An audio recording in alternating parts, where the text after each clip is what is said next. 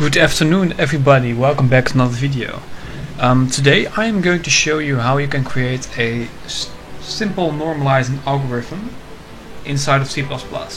So probably asking, well, what algorithm are we going to use? In this case, this algorithm will be used in machine learning to normalize the features. So when we're talking about it, we want to place all the feature values between 0 and 1 in a double position floating point number, which will actually make sure that our algorithm runs optimal, so it will perform better and also have actually better speed, I guess. So in order to do that, I'm first of all going to show you how this works, because that's basically really important. So in this case we are going to first of all create a vector called x. Now let's do this really good, like this. So we're going to have a simple vector called x. Alright, and vector x equals, let's create it like this, 5, 4, 3, 2, 1. That's our vector x. Sorry for my writing, but I can't do better than this. I'm not really good with my handwriting, especially not with a computer mouse, which is actually kind of horrible. So we have a vector x. In this case, in order to get the normalized values, we are going to divide all of the values in vector x by the Euclidean distance of vector x. Don't ask me why, but I know how to do it. I can't explain it, I'm not an advanced mathematician, I just know how to do this. Okay. So the formula for that is, first of all, let's create the division line, and then at the top we're going to say vector x.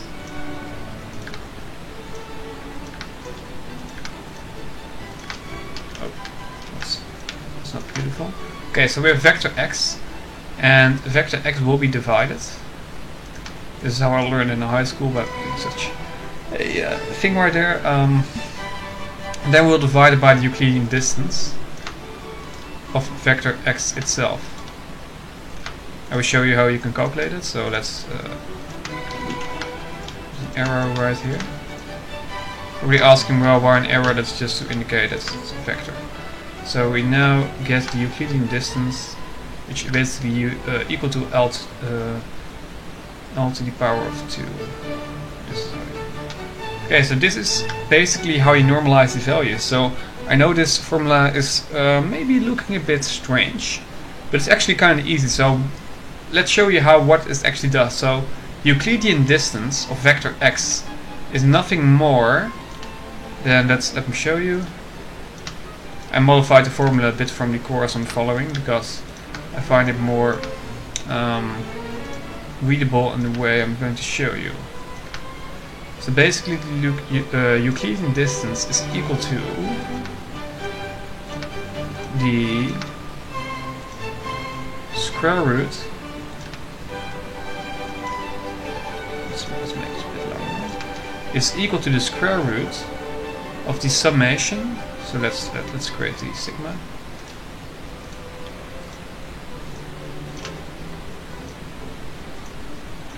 It's equal to the summation of the absolute values of vector x to the power of 2. So to do that, we're going to currently say, let's actually grab the formula right here so I don't make any mistakes. I have my notes, I think I'm going to do this correctly. I hope, otherwise I'm a complete idiot by uploading this to the internet. Okay, so I wasn't going to make a mistake. So in this case, when we talk about programming, we mostly use the index I, which you can see for index or iteration or whatever you want. So we do this for index I. So we iterate over all of the indices. Now we get the absolute value, which is indicated by these two lines. It's going to also mean that a value is not symmetric? I don't know the English word for it, but it will also mean that a line or a value will not intercept with itself or another line. So it's diagonal or something, I don't know the English word.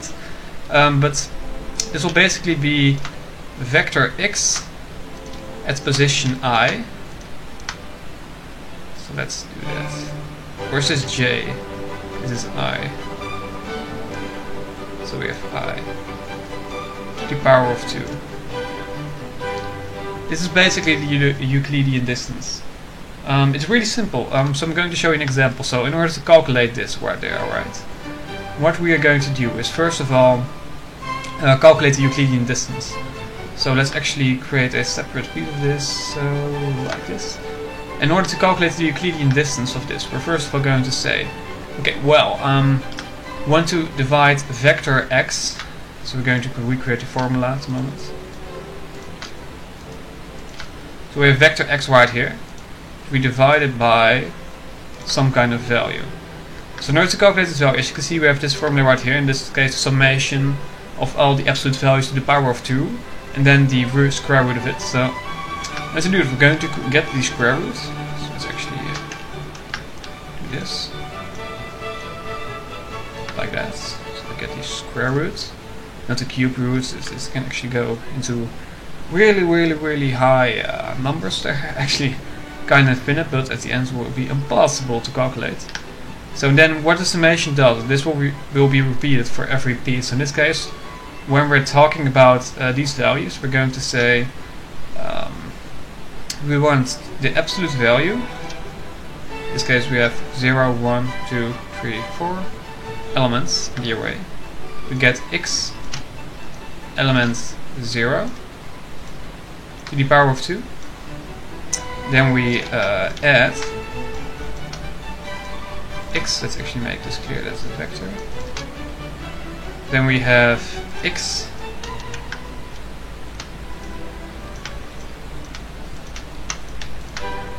as index 1.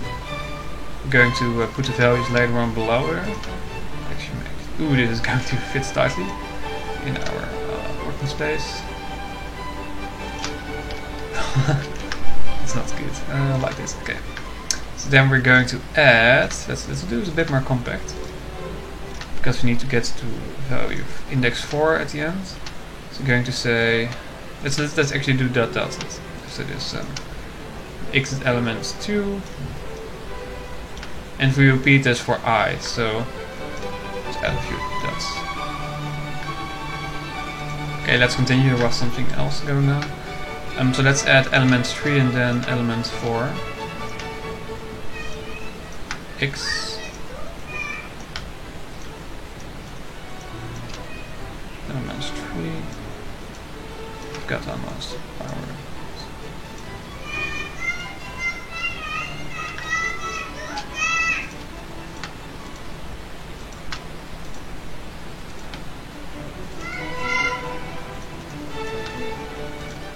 X index 4 to the power of 2. Sorry for the background noise. So what this basically is 5, 4, 3, 2, 1. So we have 5 right here. 4, 3, 2, and 1.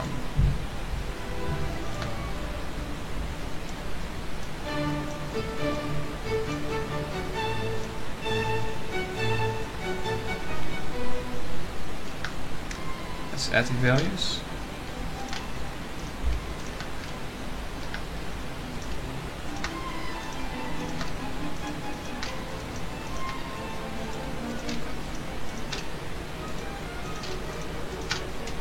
Alright, so we have 5 to the power of 2 is 5 times 5, 25. Then we have 4 to the power of 2, 4 times 4 is 8, 16, 32.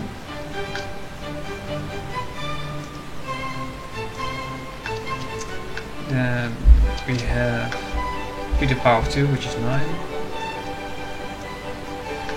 2 to the power of 2, which is 4. 1 to the power of 2 is basically still 1. Okay, so we have all of these. And now what we want to do is take the square root of these.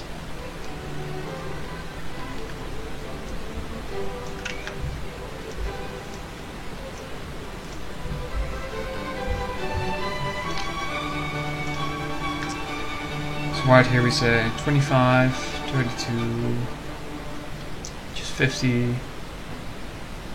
57, 66, 66, 70, 71. Let's calculate with my calculator on mobile phone. I most likely make a mistake, but let's actually see if I'm an idiot or not. Really hoping to make a mistake in any of these formulas, otherwise I'm literally being an idiot on YouTube.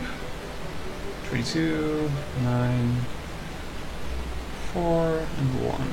Yeah, 71, okay. So we're going to take the square root of 71. Alright. And after we've done that, we have our Euclidean distance.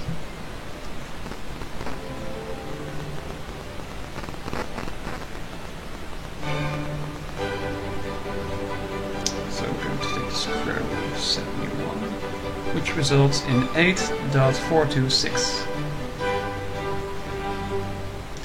Oh, this is looking horrible. 8.426.1. Just like that. Beautiful. So this is our Euclidean distance.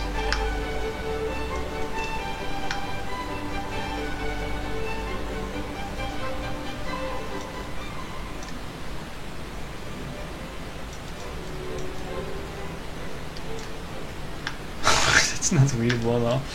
Okay, so this is our Euclidean distance. And now we're going to grab all of the values of the vector and divide it by this value. So we're going to say, so we're going to create another vector called v, bottom right here, which is basically the value or result we're going to have. So let's say vector v will be equal to, you know what? Let's actually not do it like this. So then, now we know the Euclidean distance. We're going to divide all of these elements with the Euclidean distance. That's basically how we calculate the final result. So we get 5 divided by answer ounce. Let's actually say E D for distance. And we have 4 divided by D. Then we have 3 divided by D. 2 divided by D. That's 3. 1.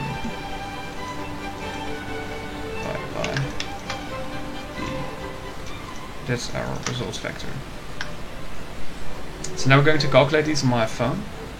And then we have basically taken the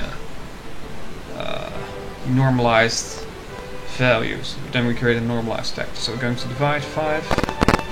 Actually, try forgetting can get it way back in my 1. Okay, that's not good. I just lost right there, so we're going to say 5 divided by 8.4261. In real life, of course, this will be really accurate. I think I did something wrong, but 8.4. Okay, now it's actually working. So we're going to say 5 divided by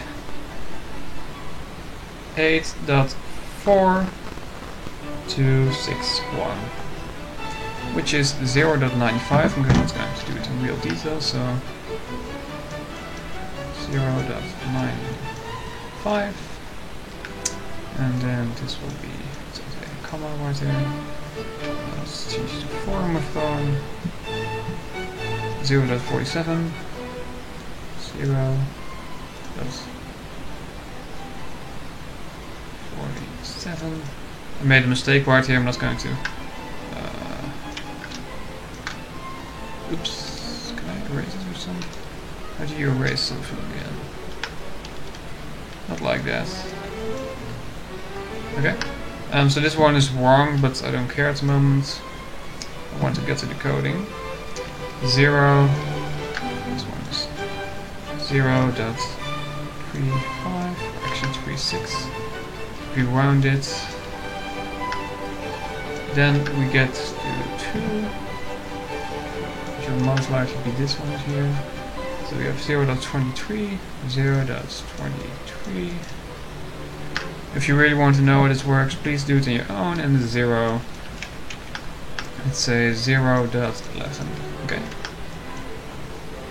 So we now normalize our input values, and you can of course reverse these by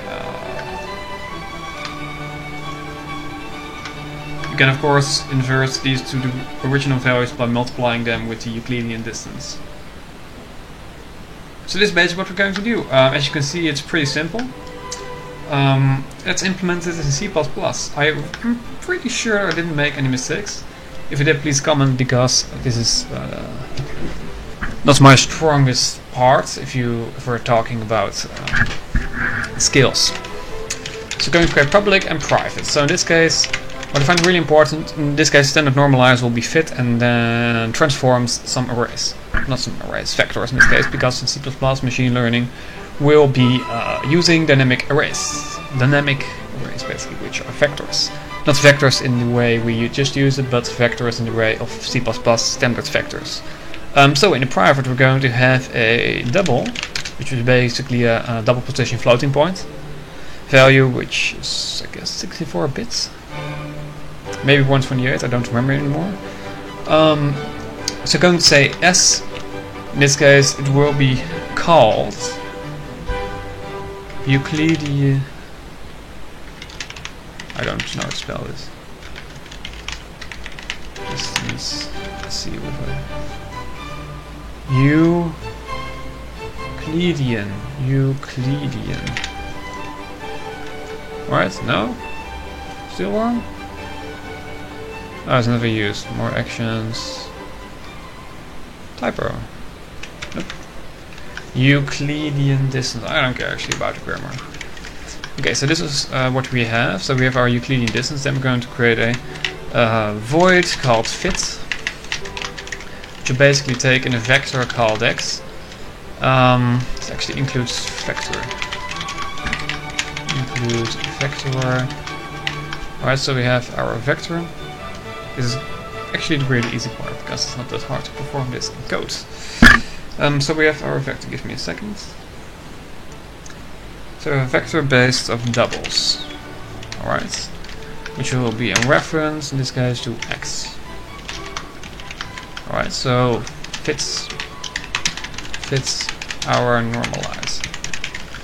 It's basically all we need at the moment. So let's say namespace fence, which actually includes our header file. Standard normalizer. Namespace fence. Nebula manual. Then we can just say standard normal.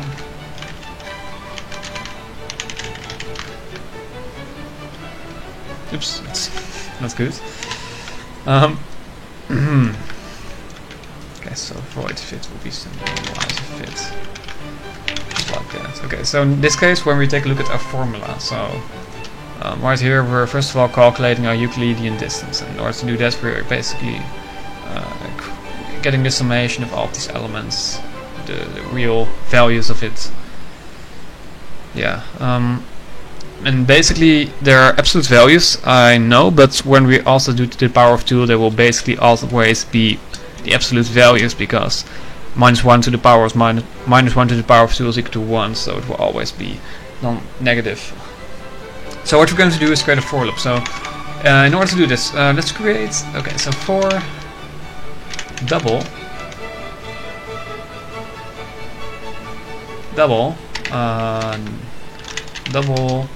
v inside of x. This is actually really simple. So in this case we're going to say let's create a sum. So we're going to create bool sum, not bool. I'm an idiot. Sum. In this case the sum will be equal to 0.0.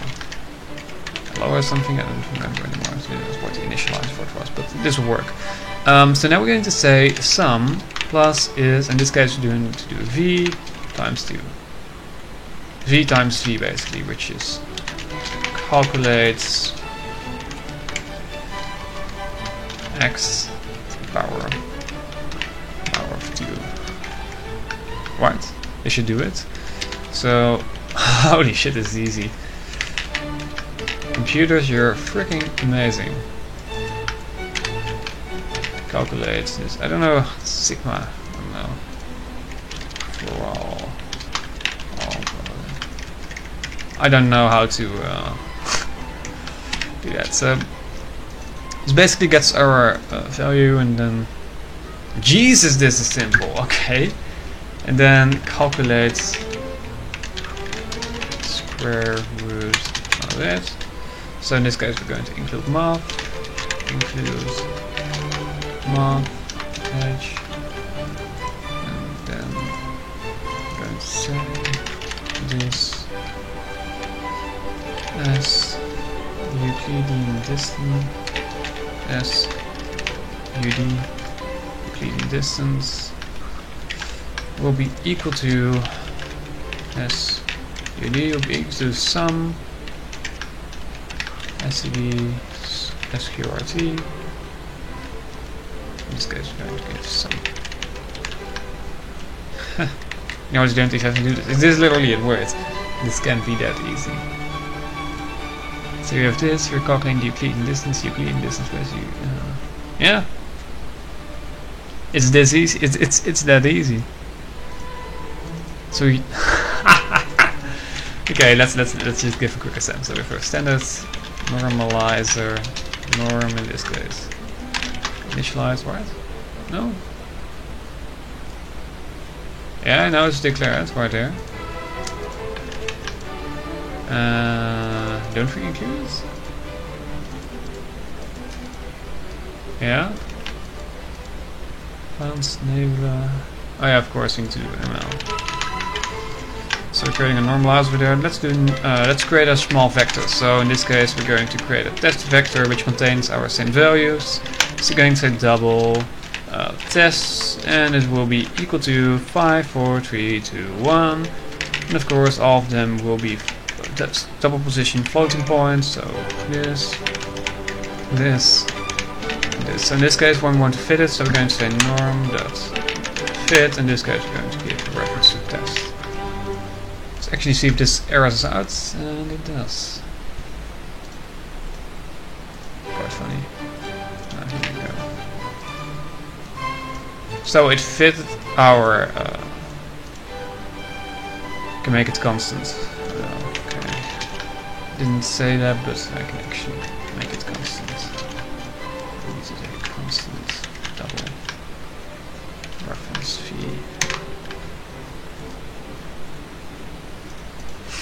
Okay, now let's create a transform. As you can see, this is actually quite simple. So void,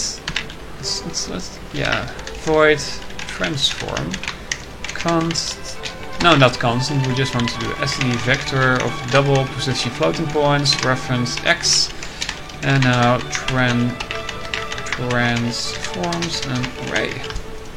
Cool.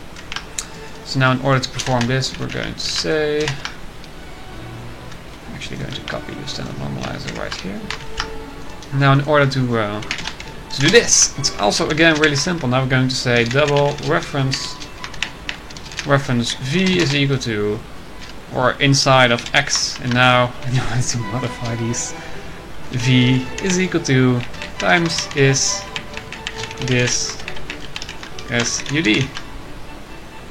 And you're probably like, it can't be this simple. Well, this is actually the complete result. So let's do for double reference v, a constant double reference v is test. Now we're going to STD south v STD endline.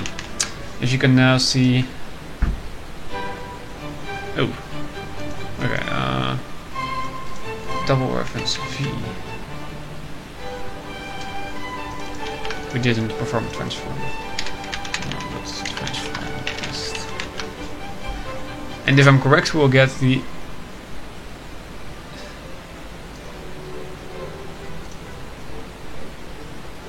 divide by, sorry. Yeah. Seems legit. Take a look at this. Do we get the same results? We didn't make a mistake. Okay, made. Yeah, this one is high position, but it's kind of does work. So you're probably wondering, well, how can we see if it worked? If we now put in really large numbers, so I want, for example, to 1000, that's 0 inside of it. Now it should still scale properly, and as you can see, these are all scaled, and this will be close to 100. So if you now say 555.0 and .0, it will still perform the operation successfully. And you're probably asking, well, how can we actually verify that it's working correctly? And we can just create a void call or std vector made of doubles, and then we will just call it restore. Right? Can we do that? No. We're going to just do void restore.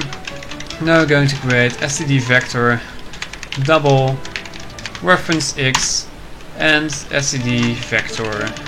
In this case, we also going. The first one will be constant, and the second one will be a normal reference because we want to restore the original values. In order to do that, we're going to say red. This value will be called red. So in this case, we'll say restores the values from the normalized ones. Alright.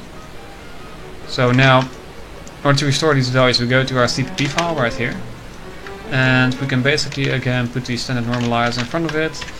And now, if we say restore, what we want to do is first of all again constant double reference v of x, and then inside of this one we're going to say red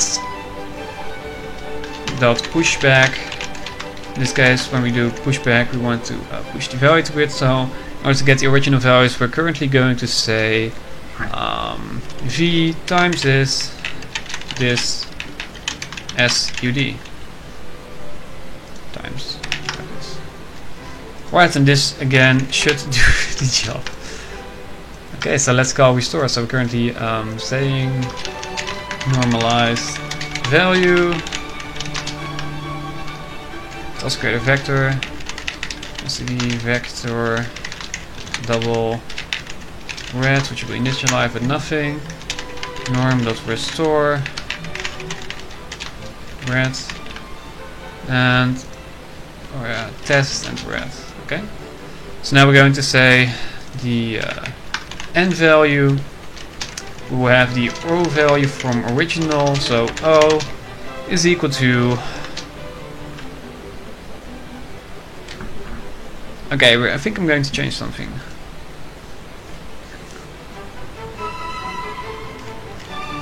Red the vector norm. In this case, the normalization function will again use two separate ones. So let's actually do this.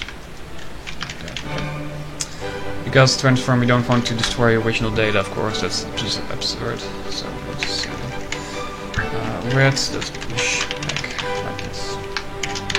As you can see, it will still work properly, so we're currently transforming them, I guess.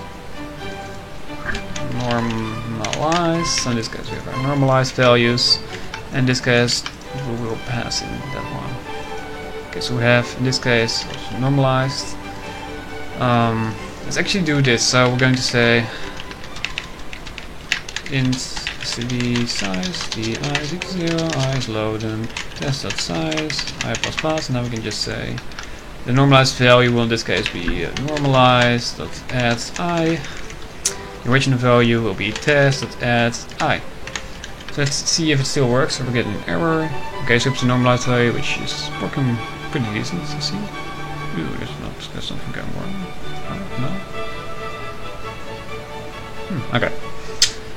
So as you can see, we have normalized, and now we're going to say the R for restored, which will be red.add I. Let's see how it works. Boom. As you can see, we successfully normalized the values, and let's actually do a fixed one right here. So let's say the fixed.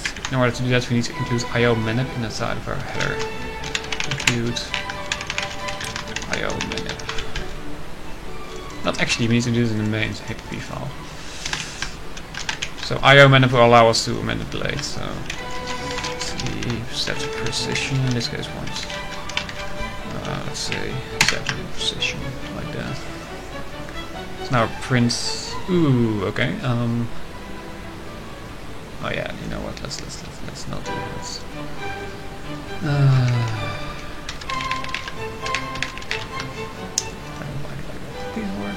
Oh, okay, whatever. As you can see, we are currently successfully restoring original values. This will, of course, result in issues once you want to restore values which are way too large floating points.